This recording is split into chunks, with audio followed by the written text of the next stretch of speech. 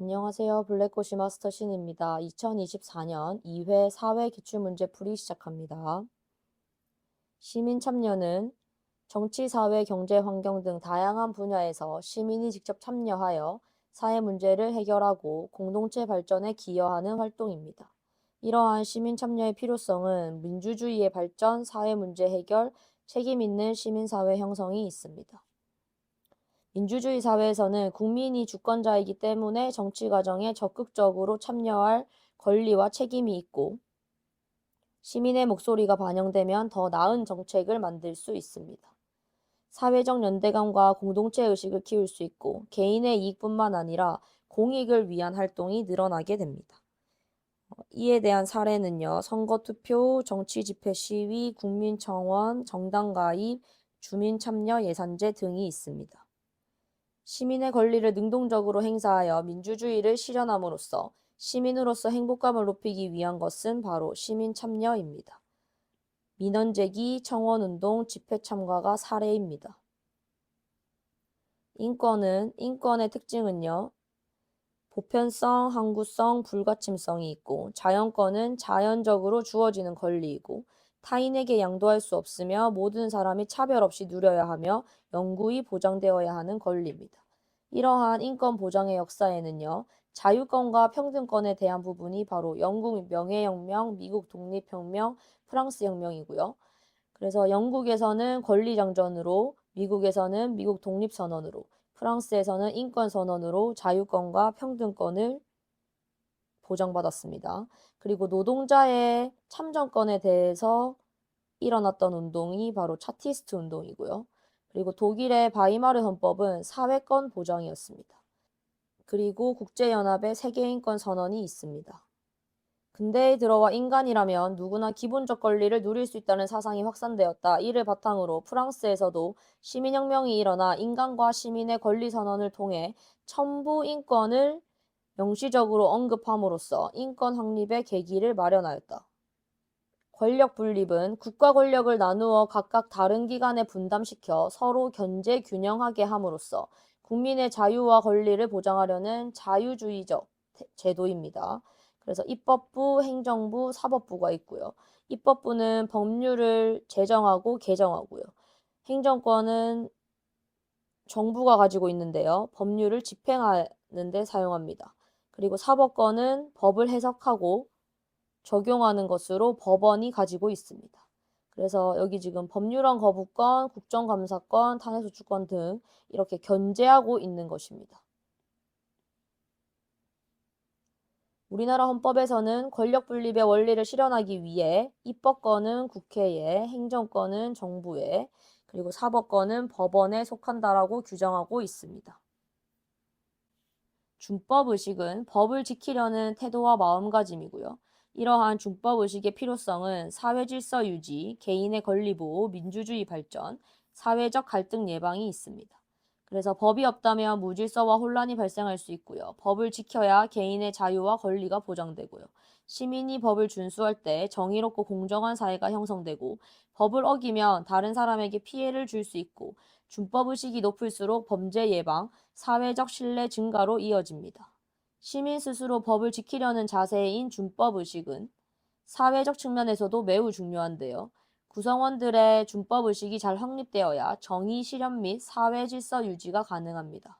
경제 주체는 경제활동을 하는 주요 구성원이고요.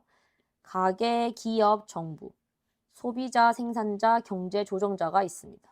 가계는 개인이나 가족 단위로 구성된 경제 주체로 생산활동에 참여하면서 임금, 월급을 받고 소비활동을 합니다. 그래서 역할이 소비활동, 노동제공, 저축과 투자이고요.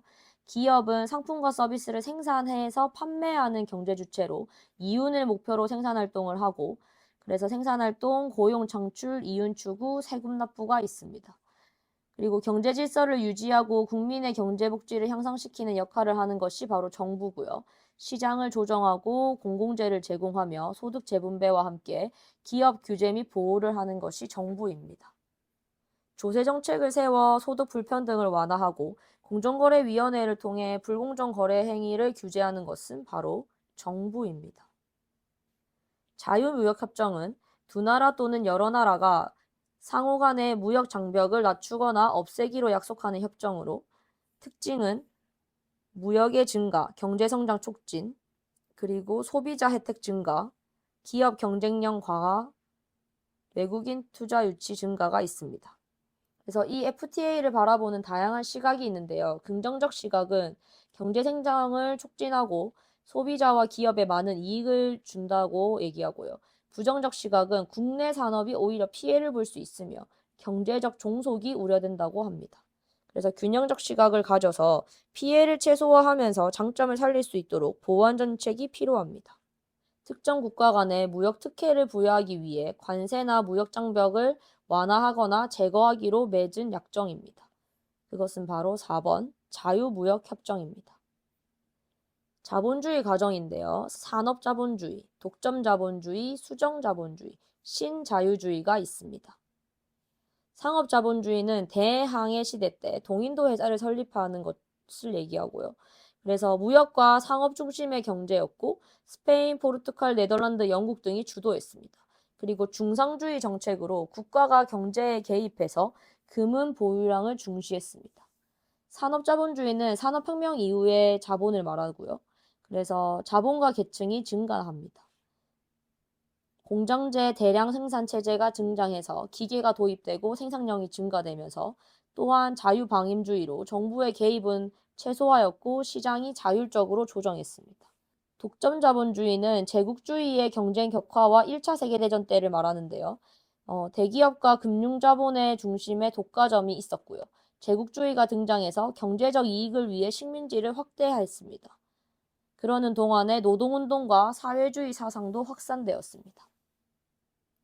수정자본주의는 대공황으로 인해서 자유방임주의의 한계가 드러나니까 뉴딜 정책을 통해서 다시 일으켜 보려고 했던 것입니다. 그래서 국가가 경제에 개입하는 수정자본주의고요. 복지국가 모델이 확산되면서 사회보장제도 도입, 정부의 경기 조절이 있습니다. 신자유주의는 레이건이 주장했고요. 그 다음에 08년도 금융위기를 말합니다. 그래서 1970년대 이후에서는 정부 개입이 최소화되면서 시장의 자유화를 달라고 했고요. 세계화는 점점 가속화되어서 다국적 기업과 무역이 확대되었고 금융 자본주의가 강화되었습니다. 그래서 주식, 부동산 등 금융시장 중심의 경제가 되었습니다. 대공황을 극복하기 위해서 정부가 직출을 확대하여 실업자를 구제하는 등 적극적으로 시장에 개입한 것이 바로 수정 자본주의입니다. 계란을 한 바구니에 담지 말라는 격언은 투자의 위험을 줄이기 위해 다양한 금융 자산으로 포트폴리오를 구성해 분산 투자를 해야 함을 의미합니다. 그래서 포트폴리오는 서류집을 말합니다. 사회 구성원 전체의 이익이 개인의 이익과 조화를 이룸으로써 공동체 모두에게 유익한 것이 바로 공동선입니다. 사회보장제도 혹은 복지제도이고요. 이에는 사회보험, 공공부조, 사회서비스가 있고 사회보험은 강제성을 띱니다. 그래서 정규직이라면 누구나 사회보험을 강제로 들어야 하고요. 금전적으로 돈을 주고 받는 것을 말합니다. 그래서 예를 들면 국민연금, 건강보험, 고용보험이 있고요. 공공부조는 국가가 전적 지원하는 제도로 국민의 최저생활 보장 및 자립을 지원하는데요. 이것도 돈으로 줍니다. 그래서 기초생활보호 대상자나 그다음에 의료보호 대상자, 주거급여를 받는 거 이것이 바로 공공부조입니다. 그리고 사회 서비스는 비금적 서비스로 목욕 서비스, 간병 서비스, 가사 서비스가 있습니다. 사회복지제도 중 사회보험의 사례인데요. 국민연금, 고용보험이 답입니다. 문화변동의 양상에는요. 문화융합이 있어요. 그래서 A와 B가 합쳐져서 C가 되는 건데요. 이것이 바로 우리나라의 대표 음식인 불고기와 그 다음에 이탈리아의 대표 음식이 피자가 합쳐져서 불고기 피자가 되는 것을 말합니다. 이것이 바로 융합입니다. 그리고 동화는 완전히 한쪽만 살아남아요. A가 살아남던지 B가 살아남던지. 그리고 문화병종은 둘 다 살아남습니다. 그리고 문화 변동의 요인에는요. 내재적 요인과 외재적 요인인데요. 내재적 요인은 발견과 발명. 그래서 발견은 있는 것을 찾아내는 것. 발명은 없는 것을 만드는 것. 그리고 외재적 요인은 직접 전파, 간접 전파, 자극 전파가 있고요. 직접 전파는 사람 간의 접촉으로 전파되며 책, 인터넷, 미디어 등으로 전파되고 그리고 전파로 인해서 발명을 하게 되는 것이 바로 자극전파입니다.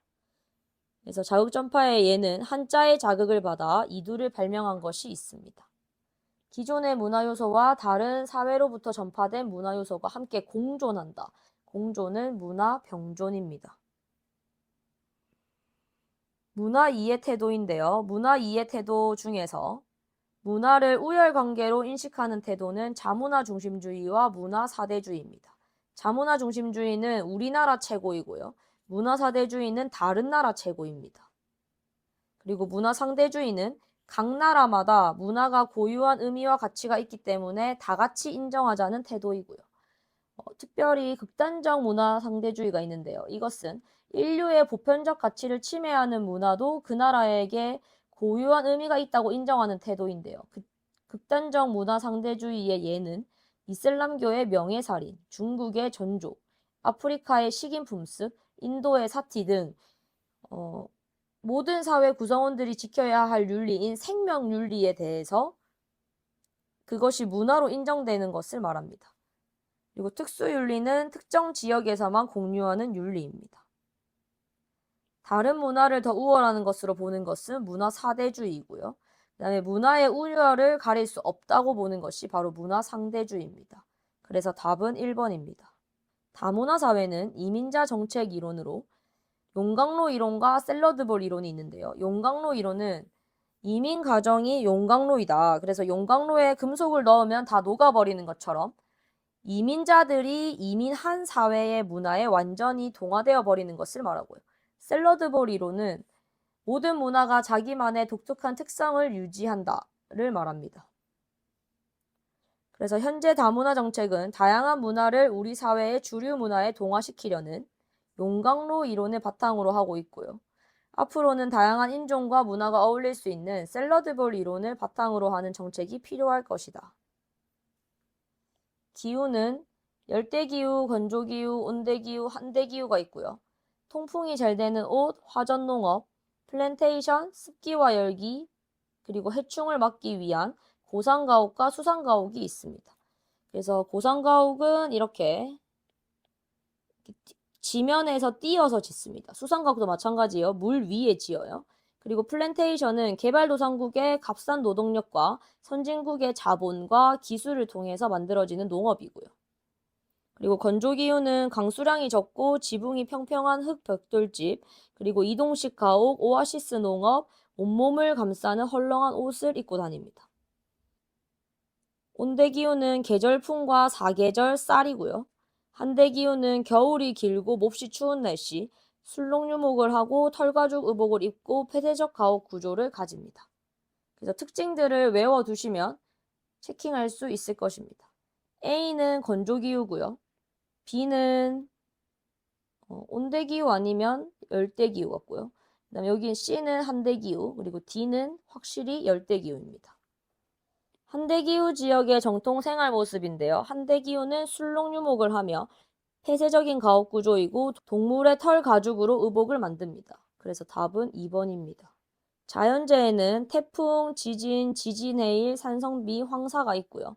태풍은 열대해상에서 발생하는 열대성 저기압으로 강한 바람과 많은 비를 동반하고요. 지진은 판과 판의 경계에서 발생해서 건물이 무너지고 땅이 흔들리고요. 급격한 지각 변동으로 생기는 것이 바로 지진 해일이며 높은 파도가 빠른 속도로 해안으로 밀려옵니다. 그리고 산성비는 화나산화물, 질소산화물이 원인이고요. 토양이 산성화가 되고 그 다음에 건축물이 부식됩니다. 황사는 미세한 모래먼지가 편서풍을 타고 날아오는 현상으로 농작물이 피해를 입거나 인간이 호흡기 및 눈질환이 발생할 수 있습니다. 다음은 기후적 요인에 의한 재해로 교통이 혼란되고 비닐하우스나 축사 등이 붕괴되며 자가용 이용을 할 수 없고 신속한 제설 작업을 할 수 있다. 이것을 통해서 우리는 바로 폭설임을 알 수 있습니다. 국제협약은 기후변화 대응 협약이 있는데요. UN 기후변화협약, 교토의정서, 파리협정이 있습니다. 그래서 온실가스 감축을 위해서 모두 다 했던 협약이고요. 교토의정서에는 우리나라가 의무 적용이 아니지만 파리협정에는 우리나라가 의무 적용입니다. 그다음 오염 방지 및 지속 가능한 환경 협약이 있는데요. 그것은 몬트리올 의정서, 바젤 협약, 스톡홀름 협약인데요. 몬트리올 의정서는 오존층 파괴 물질, 그리고 바젤 협약은 유해 폐기물의 국가 간의 이동 제한, 그리고 스톡홀름 협약은 잔류성 유기 오염 물질을 사용 금지하는 것입니다. 그다음에 생물 다양성과 보호 협약에는 생물 다양성 협약, 람사르 협약, 워싱턴 협약이 있는데요. 생물종 보호 및 지속 가능한 이용 촉진하는 것이 생물 다양성 협약, 그리고 람사르는 습지 보호, 그 다음에 워싱턴은 멸종 위기 동식물을 규제하는 것입니다. 그래서 이것은 국제협약 지도이고요. 한번 봐주시면 좋겠습니다. 어디에서 했는지 이렇게 잘 보시고, 그래서 보통 이 협약의 이름은 어디에서 했느냐가 협약 이름입니다. 국제환경 문제 해결을 위한 협약으로 옳지 않은 것인데요. 교토, 몬트리올, 사마카 반지는 협약이고요. 그래서 답은 2번이고 차티스트 운동은 노동자의 참정권을 요구했던 운동입니다. 도시화가 가져온 변화에는 경제적 변화, 사회문화적 변화가 있고요. 그래서 산업과 경제 구조가 변화되었는데요.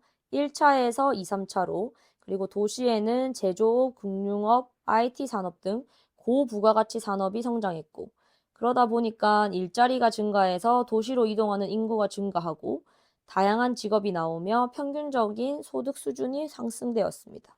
그리고 교통과 통신의 발달로 우리가 교통망이 확출되면서 인터넷 스마트 기술이 보급되었고 정보화 사회로 발전하게 되었습니다. 생활 방식의 변화에는 전통적 공동체는 약화되면서 가족 이웃 간의 유대감이 감소되고 개인주의 문화가 확산되어서 이제 이것이 바로 맞벌이가 증가하고 1인 가구가 증가하는 모습을 보입니다. 그리고 교육 문화에서는 도시 지역의 교육 문화 시설이 증가하고 그다음에 다양한 문화가 접촉됩니다.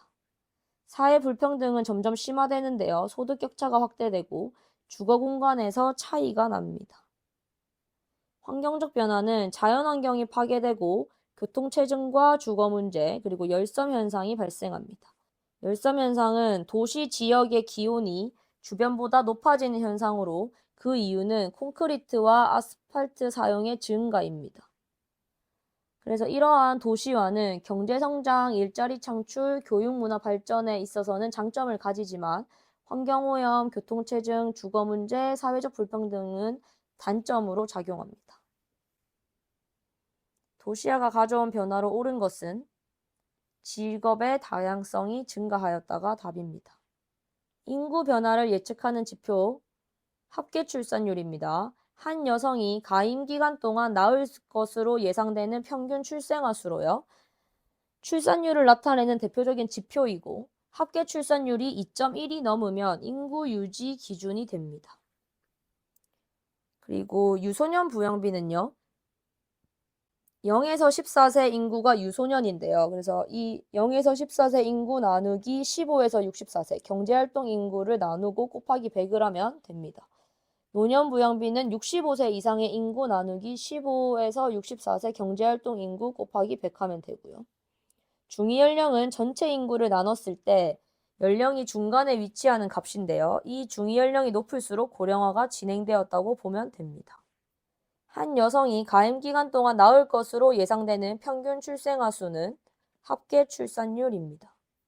문화권은 이제 우리가 지도로 자꾸 나오니까요. 이 지도를 좀 외워주세요. 그래서 건조문화, 앵글로 아메리카, 라틴 아메리카, 오세아니아, 북극, 동아시아, 동남아시아, 남부아시아, 북서부 유럽, 남부 유럽, 동부 유럽. 그리고 이번에 시험 문제 나온 것 중에 아프리카도 있었습니다. 그래서 이 내용과 함께 같이 지도도 외워주세요. 여기는 동아시아 문화권으로, 동아시아 문화권은 중국, 일본, 우리나라를 말합니다. 그래서 불교 문화가 나타납니다. 그리고 젓가락을 사용하고요. 한자를 사용합니다. 세계 4대 종교는 크리스트교, 이슬람교, 힌두교, 불교고요. 크리스트교는 믿음과 사랑, 그리고 예수와 십자가와 성경이고요. 이슬람교는 알라신, 꾸란, 히잡, 모스크, 그리고 돼지를 먹지 않습니다. 그 다음에 이제 라마단 금식 기간이 있고요. 이슬람교는.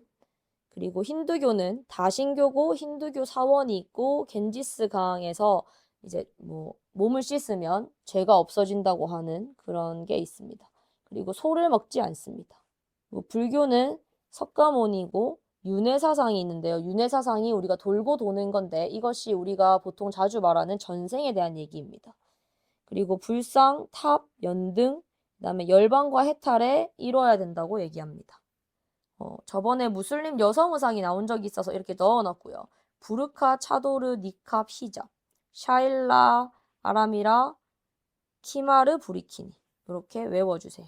이슬람교에 대한 설명이고요. 이슬람교는 돼지고기 먹는 것을 금기시합니다. 그리고 여기 지금 나와 있는 다신교, 소를 신성한 동물로 여기고 겐지스강에서 목욕을 하는 것이 바로 힌두교입니다. 인간과 자연의 공존을 위한 노력으로 옳지 않은 것인데요. 지속 가능한 발전을 추구하고 생태 통로를 만들어 동물을 보호하고 생태계 구성원으로서 환경 친화적 가치관을 가지는 것이 공존을 위한 노력이고 3번이 답입니다. 세계화는 국가 간의 교류와 연결이 확대되어 전 세계가 하나의 공동체처럼 변화하는 과정인데요. 이러한 세계화의 문제점은 경제적 양극화가 심화되고 노동 착취 및 환경 파괴, 그리고 문화적 회귀라, 전염병과 범죄, 테러의 확산, 그리고 경제 위기의 전염 효과가 있습니다. 그래서 선진국과 개발도상국 간의 경제적 격차는 점점 커지고요. 다국적 기업이 개발도상국의 값싼 노동력을 이용하지만 이익은 본국이 더 많이 가져갑니다. 그리고 일부 국가에서는 빈곤과 실업 문제가 심화될 수 있고요. 그리고 개발도상국에서는 저임금 노동, 아동노동, 열악한 근로환경 문제가 발생할 수 있고 공장과 산업시설의 증가로 인해 환경오염 문제가 심각해집니다. 그리고 문화적 핵일화로 미국, 유럽 등 서구 문화가 세계적으로 확산이 되다 보니 전통 문화와 고유한 지역의 문화는 사라질 위험이 있고 패스트푸드, 헐리우드, 팝 음악 등 세계적으로 유행하는 다양한 문화가 서구 중심으로 변합니다. 반대로 이에 대한 반발로 문화적 갈등이 발생할 수도 있습니다. 국가 간 이동이 활발해지면서 코로나19 같은 전염병이 빠르게 확산된 가능성이 높아졌고요. 그다음에 불법 마약 거래, 사이버 범죄, 테러리즘 등 국제적인 범죄가 증가할 수 있습니다. 한 나라의 경제 위기가 전 세계로 확산될 가능성이 커져서 예전에 이제 2008년 글로벌 금융 위기가 그랬습니다. 그러면 이러한 세계화 문제점 해결 방안에는요. 공정무역의 확대, 그래서 개발도상국의 노동력을 착취하지 않는 공정한 거래를 늘려야 하며 환경보호 정책 강화, 그래서 탄소 배출 규제하고 국제환경협약 만들어야 돼요. 그리고 지역 문화를 보호하는 정책을 마련하고요. 그리고 국제협력을 강화하여 유엔과 WHO, 그래서 국제기구를 통한 협력으로 범죄와 전염병에 대한 공동 대응을 해야 합니다. 다음에서 강조하는 세계화의 문제점인데요. 세계화가 진행되면서 고유한 문화가 사라질 수 있다. 이것이 바로 문화의 핵일화입니다. 국제사회 행위 주체에는요. 국가, 국제기구, 국제비정부기구가 있고요. 국가는 가장 기본적인 행위 주체로 주권을 행사하며 공식적인 활동과 외교활동이 있습니다. 그리고 국제기구는 각국 정부를 기본으로 하는 국제사회 행위의 주체로 국가 간의 이해관계를 조정하고 분쟁을 중재하며 국제규범을 정립합니다. 그래서 바로 국제연합, EU, 그다음에 OECD가 있습니다. 국제비정부기구는 개인이나 민간단체 중심으로 만들어진 국제사회 주체이고요. 그리고 국제적 연대를 통해 문제를 해결합니다. 그린피스, 국제사면위원회, 국경 없는 의사회 등이 있습니다. 국제비정부기구로 전쟁, 기아, 질병, 자연재해 등으로 고통받는 세계 각 지역의 주민들을 구호하기 위해 설립한 단체입니다. 이것이 바로 국경 없는 의사회입니다. 정보화에 따른 변화는 생활 공간의 변화로 가상 공간이 생겼고 공간적 제약이 감소했고 GPS를 활용합니다. 그리고 생활 양식의 변화로 정치 참여 확대, 전자상거래, 인터넷 쇼핑, 원격 근무, 원격 진료, 원격 교육, 그리고 지역 간의 문화 교류가 확대되었고요. 이러한 정보화에 따른 문제점은 인터넷 중독, 사생활 침해, 정보 격차, 사이버 범죄가 있습니다. 개인의 행동이나 기록이 정보화 기기에 노출되는 빈도가 늘어나고 CCTV의 발전으로 개인이 감시나 통제를 받을 수 있습니다. 이것이 바로 사생활 침해입니다. 에너지 자원은 인간이 기본적인 생활을 유지하고 생산활동을 하는데 필요한 에너지를 얻을 수 있는 자원으로 재생 가능 에너지, 원자력 에너지, 그리고 화석 에너지가 있습니다. 재생 가능 에너지는 자연에서 지속적으로 얻을 수 있는 에너지이고 환경오염이 적고 친환경적이지만 초기 투자 비용이 높습니다. 그래서 여기 태양광, 태양열, 풍력, 수력, 지열, 바이오매스 있습니다. 그리고 원자력 에너지는 우라늄을 이용한 핵분열 반응으로 전기를 생산하는데요. 온실가스의 배출은 적지만 방사능 위험이 존재합니다. 그리고 화석 에너지는 석탄, 석유, 천연가스를 말하는데요. 산업혁명 이후의 주요 에너지원으로 에너지가 풍부하지만 환경오염 문제가 있습니다. 그래서 장점은 에너지가 강하고 사용이 편리한데 유한성에 의해서, 편재성에 의해서 자원이 고갈될 가능성이 높고 그리고 지구온난화를 유발합니다. 좀 더 자세하게 석탄 먼저 볼게요. 석탄은 산업혁명의 원동력이었고 증기기관 때 있었고요. 고체 형태의 화석연료이고 생산국은 중국, 미국, 호주입니다. 연소 시 이산화탄소, 황산화물 배출이 되면서 지구온난화와 대기오염 문제를 발생시킵니다. 가격은 저렴하고 에너지는 풍부한데 환경오염이 너무 심합니다. 석유는 액체 형태의 화석연료로 자동차 보급으로 인해서 수요가 급증했고 현재도 세계에서 가장 소비량이 많습니다. 대표적인 생산국은 서남아시아가 있고요. 연소 시에 이산화탄소 배출이 되어서 온실효과가 유발됩니다. 그리고 채굴 및 운송 과정에서 해양 오염이 발생할 가능성이 높습니다. 그리고 천연가스는 기체 형태의 화석연료이고 연소 시 이산화탄소 배출량이 적고 대기오염 물질이 적어서 비교적 친환경적입니다. 화석에너지 중에서요. 그러나 폭발 위험이 있어서 저장 및 운반이 어렵고 근래에 냉동 액화 기술의 발달로 소비량이 증가했고 그리고 메탄은 온실효과가 강한 기체로 이산화탄소보다 온실효과가 25배 높습니다. 오늘날 주로 사용하는 에너지 자원에는 석유, 천연가스, 즉 화석에너지고요. 그 다음에 석유는 고생대 지층에만 매장되어 있다. 아니고요. 그 다음에 석유는 연소하면서 오염물질 배출합니다. 니은은 천연가스인데요. 천연가스는 18세기 산업혁명의 주요 동력원이 아니라 석탄이고요. 석유는 천연가스보다 현재 세계에서 소비량이 더 많습니다. 그래서 답은 4번입니다. 자, 그럼 여기까지 2024년 2회 사회 기출문제 풀이였습니다. 파이팅입니다.